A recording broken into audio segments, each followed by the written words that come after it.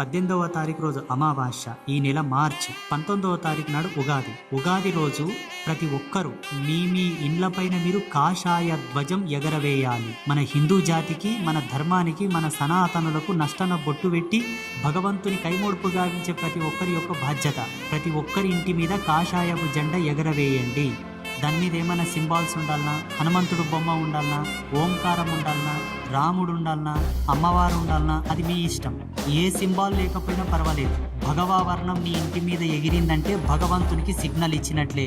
ఉగాది పండగ రోజు మీ స్థాయికి తగ్గట్ల మీరందరూ మీ ఇంటి పైకప్పు మీద నైవేద్యంలో జెండా కట్టండి.